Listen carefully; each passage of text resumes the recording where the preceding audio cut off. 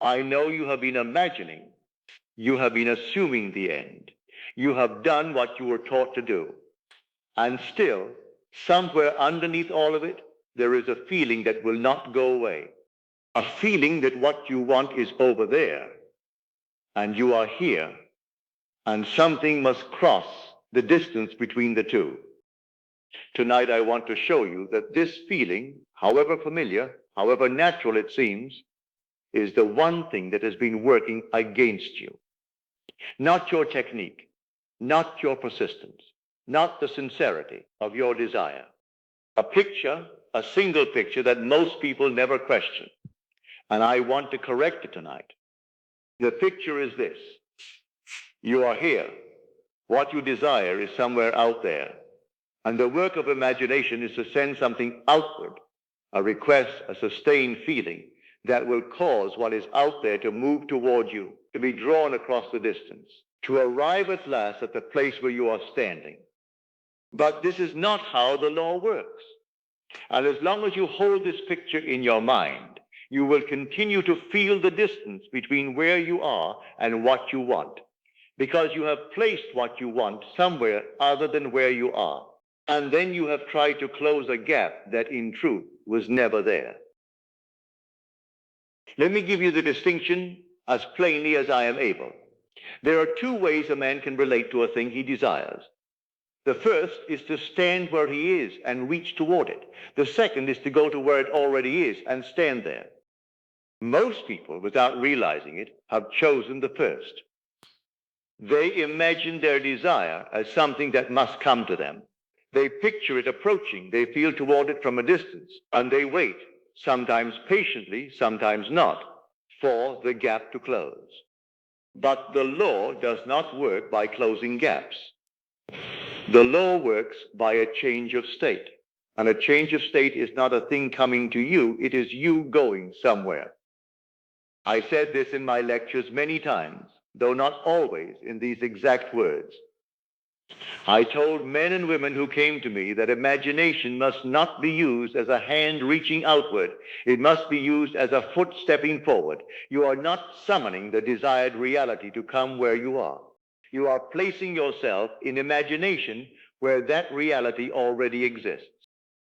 I once said to a gathering, snuggle into your chair and believe the chair is elsewhere, just as though elsewhere were here. I did not say, sit in your chair and imagine something coming toward you from elsewhere. The movement is yours. The direction is inward and then forward into the state, not toward it from outside. This is what I mean when I say that consciousness is the only reality. The outer world does not move to meet you. You move in consciousness, and the outer world rearranges itself to reflect where you now stand.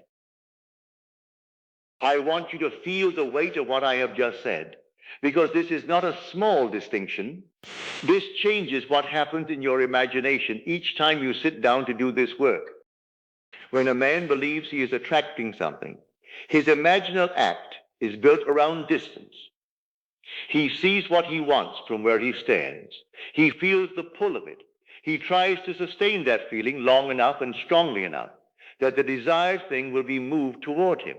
And underneath all of that effort, underneath the concentration, the repetition, the hope, is the quiet awareness that what he wants is not yet here. And that awareness, that quiet knowing that it is not yet here, is the state he is actually occupying, not the state of the wish fulfilled, the state of wanting. And the law, being no respecter of persons, will faithfully reflect that state back to him. Every imaginal act performed from this picture is not wasted, but it is diminished, because the full force of imagination is being spent on closing a gap that does not exist, on moving something that was never across a distance from you, on drawing toward you what was never outside you to begin with.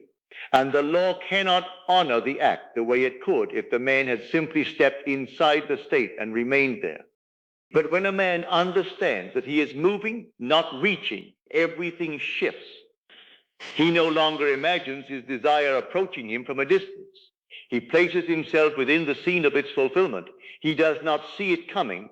He sees from within it. He does not feel the pull of something absent. He feels the settled reality of something present.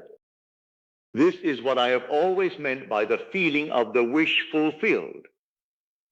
Not the feeling of wishing, not the feeling of hoping or reaching or waiting. The feeling that comes when a man is already standing where he wanted to go, when he has arrived in imagination and the arrival is complete.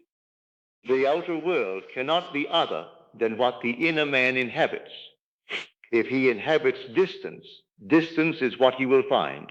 If he inhabits arrival, arrival is what will come. The distance you have been trying to close was never real. I want you to sit with that for a moment before I continue. What you desire does not exist somewhere out there, waiting to be drawn toward you. It exists as a state of consciousness, a particular way of seeing, of feeling, of knowing oneself. And that state is available to you right now, not after some change in your outer circumstances, not after some proof from the outer world that you are moving in the right direction, but now, in this moment, in this room, in this chair. States of consciousness are not earned. They are not approached gradually from the outside the way a man approaches a distant city. They are assumed. You step into them the way you step through a door. The door does not require that you have traveled a long road before you may enter. It requires only that you turn the handle and go through. The man who does not know this spends his days reaching towards something that recedes as he reaches, because reaching is itself the confirmation of distance. Every act of reaching says it is not here yet, and the law hears that and confirms it. The man who knows this stops reaching. He steps in, and what was once ahead of him is suddenly beneath his feet, not because something moved, because he did. Not attraction, assumption, not reaching, dwelling. These are not different words for the same thing. They are different actions with different results every single time. I want to end tonight with something you can do, not tomorrow, not after more preparation, but in the next hour, if you are willing. The next time you sit down to do this imaginal work, tonight, if you are willing, I want you to begin with one question. Not what do I want to bring toward me, but where do I want to go? These are not the same question. The first positions you as someone waiting for a delivery. The second positions you as someone preparing for a journey. And the imaginal act that follows each question is entirely different. For the first question, a man will typically picture his desire arriving.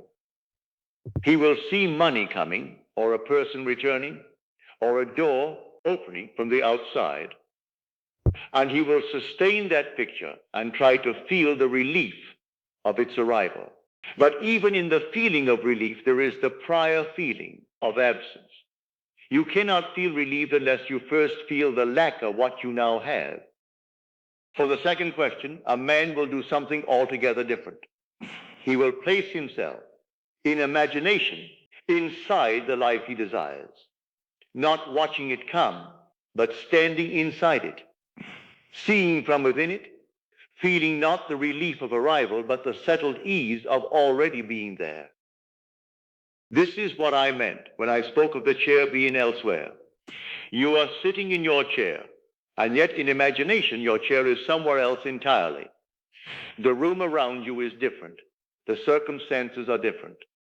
The man sitting in that chair is the man you intend to be, and you are he, not watching him from the outside, but being him from the inside.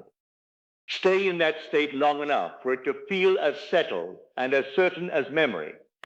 Not a fleeting impression, not a moment of pleasant feeling that dissolves the second you open your eyes, but a dwelling, however brief, in which the imagined state carries the full weight of something already done. Do that tonight. Not as an experiment, not as a test of the law. As a man who has understood, perhaps for the first time, that he is not reaching for something, he is going somewhere. And the law, which knows no distance, which recognizes no gap, which responds only to the state you occupy, will do what it has always done. It will make the inner outer. It will make the imagined real.